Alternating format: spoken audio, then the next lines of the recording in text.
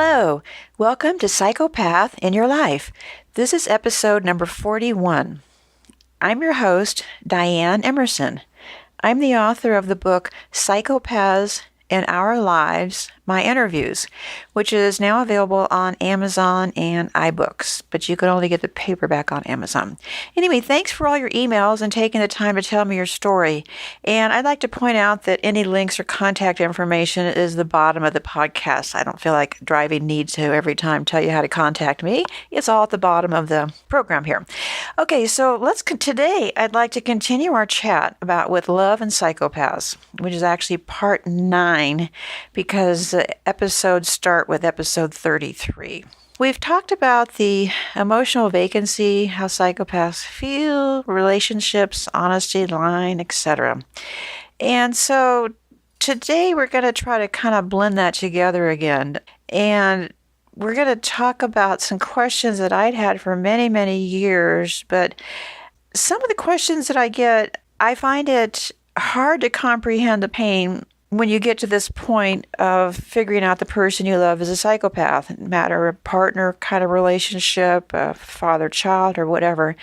And I can understand the need to reject all these things. So that's what we're here to talk about, are the hows and the whys. And, I'm not in a position to tell you if this person you're writing about is a psychopath or not. But, just tune in. We're here to chat about the whys and hows of situation and how you can make a decision for yourself, which will really give you a lifetime security of knowing that maybe just one in your path will be all you'll have to contend with. So, psychopaths leaving the victim. This is a key point here in this discussion today. And it's interesting because they want to get you to leave them in the relationship for their own needs. But in other cases, if you leave them, they will never leave you kind of situation. So there's this complexity over leaving and who leaves who and how they get rid of their victims and, when is it time for them to squash the relationship? And it's an interesting case because even though this isn't the Ted Bundy murder channel, here's an interesting thing is that I've often wondered how Ted's life might have been different. Would he have become a serial killer had he been raised differently, or would he have been raised in a better situation and be heading some major corporation where he had, access to control and manipulate to the max? And a lot of that has to do with his beginnings. So he falls into what I would consider more of the non-socialized psychopath. And, here we're clearly talking about the psychopaths who are more socialized, fitting in more with ease. But you got to give Ted Bundy a lot of credit. He did fit in. He did have a very slippery path. But here's the interesting thing. If you follow the trial, Ted's mother was at the trial, grieving, upset. This is where Ted was finally got caught after his spree of killing all around the country. And his trial was in Florida, was where he finally got caught and then paid the final price for his killing sprees with being executed in the state of Florida. But anyways, his mother was, of course, in the gallery, which, not of course, but I always find the dynamics of, even in these killer kind of stories, what do the other family members look like? I mean, how do they show up? How do they present?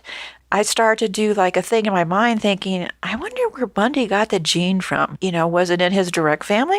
So anyway, the mother is an interesting part because I've seen a few different shows where the relationship with the mother was so torn and, so much anger toward the mother that the psychopath, so I've seen these relationships and the women in their life become the target if we're talking about a male, and it could be a female psychopath who is upset about the mother in her life or the father. So anyhow, Ted was complicated in this because he was raised by his mother, but he was told that his mother was, I think, his sister. Yeah. And so she was a pretty young mother. Now, there's theories out there that, so you got to question, well, who was Ted's father?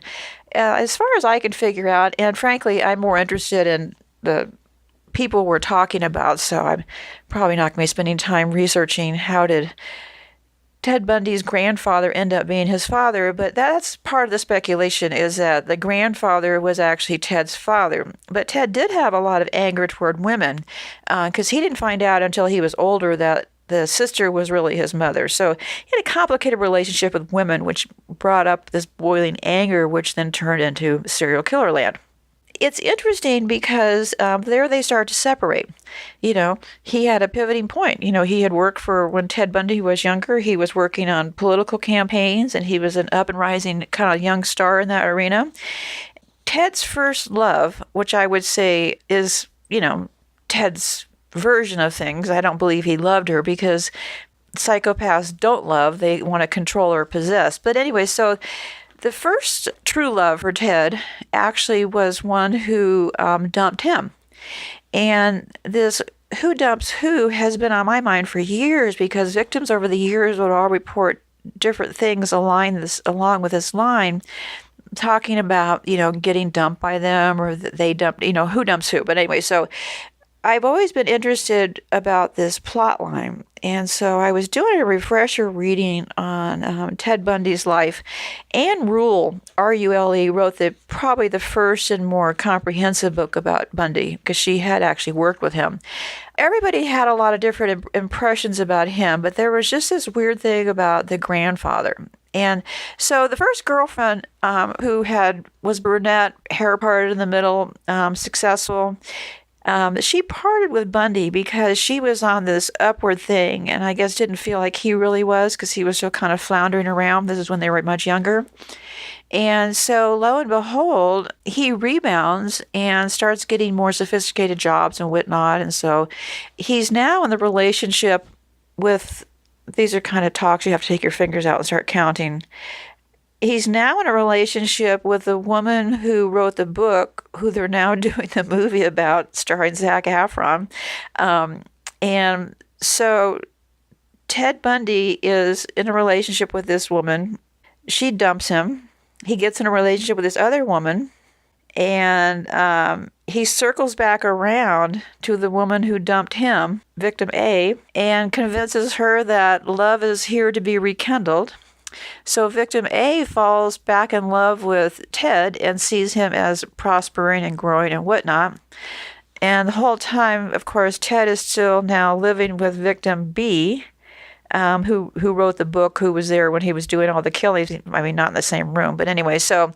But the interesting part, so one asks, well, who were all these victims in between? He didn't kill victim A or B, but what set off was this killing spree for all these different people. So random people who were empathetic, people who would lend a hand to a guy on crutches who had a disabled car, or whatever the deal he was running at that point.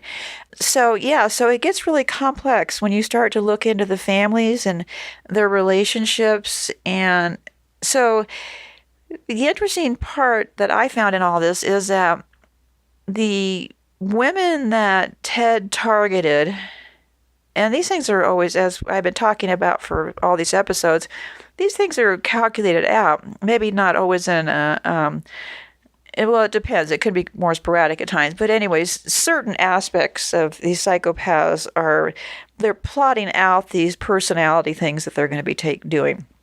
So I think that Ted actually, because of the rejection of this victim A, all of the victims that he sought out on campuses and when he was on his killing spree all looked like victim A. They all had long dark hair parted in the middle. So he actually sought out his victims based on a profile of victim A. Whew, I hope you got that straight. But anyway, so that's how that deal wound around. And so I found that really interesting because on a different level, I'd heard for so many years victims talking about this abandoning things, and they would talk about the abandoning thing and a lot about the feeling crazy thing. Those are a couple of things that, if I said, what does a victim talk more about over the years? I'd say probably from the gaslighting, thinking that they're crazy. But anyway, but here again, that's all completely planned out. So when I was interviewing the psychopaths for my book, obviously I had on my mind this thing about these relationships and where do they split from being a highly educated, high-level type white-collar psychopath like we're talking about here, or where does that intelligence and upbringing, which differed, get channeled into a serial killer of the terms of like the Ted Bundys. So anyways, so that's why I got onto that thing. So clearly this question was on my mind. So I asked the psychopaths when I was interviewing them, and I was trying to figure out how they do this particular deal. Okay. So here's one of the responses. It isn't bland, but it is a depressingly accurate description of at least most of my relationships. That's in his answer to my question about that. I do remember when I was younger and still in education, a girlfriend left me rather unexpectedly. And, I had my own way of getting back with her. And what I tried to do was I wanted her to know who was in charge. So I would make a point of holding quiet conversations with other people in the same room as her, but constantly glancing over as if not wanting to be overheard, and then ending on a joke so myself and whoever I was talking to would laugh. Okay. I'd be talking about an assignment or just plain old shooting the breeze, but make it look like something else. The best bit? When the other people were challenged by her on this, wanting to know what I had been saying, they would completely deny any knowledge and tell her to stop being so paranoid. Suddenly, it isn't me. It's a conspiracy involving everyone, without ever having said a word out of place. I was pretty vicious back then, I think. Put it all down to inexperience and hormonal confusion. But in terms of bond building, I take a direct approach. Tell them that I have trust issues because of something unspecific in my past that led me to having to protect a part of myself against further harm. In a way, it's kind of true. Whatever the truth status of it, the outcome is that they're determined to save me. By which I mean they sell themselves on the idea of being the one who is so wonderful that I open up, let them in, and eventually I am fixed. When no other woman could do that. Or you could say no other man could do that. I warn them there's a troubled kind of madness or a dark secret I can't forgive myself for, which may then later turn out to be me being so sensitive and caring that I've spent my life beating myself up over something that wasn't even my fault, or whatever. I often state sadly that I know they will come one day, they will leave me because everyone always does. Well, which is always true. See how the truth encourages people to lie to themselves? If I just walked out, they would probably do something really stupid and messy. Alternatively, worse, decide they want payback. They don't want payback. It won't work. Not because I don't care, although there's that as well, at least much of the time. Even so, it won't work because I know how they think, and they know how they think, I think. So I know better about how this person is thinking than they do. If I plan far enough ahead, rare admittedly, then I can even make sure this payback is beneficial to me. I don't know how much fun it will be with an overly developed sense of guilt, to have an overly developed sense of guilt, or in the sort of stuff people say in the heat of the moment. I don't know how they mean anything to you, though I'd not considered that. Feeling bad about feeling good? Ouch. Is this why people get so hysterical towards the end of a relationship? Wow, that really says a lot. I will look forward to hearing back from you guys, so let's chat about this. That last line kind of really got to me. So, they really actually questioned, like, why are you feeling bad about feeling good? See, this is how they move on so quickly, and it's all just a big game to them. So anyway, let's chat. Looking forward to hearing from you, and I will talk with you next week. Goodbye for now.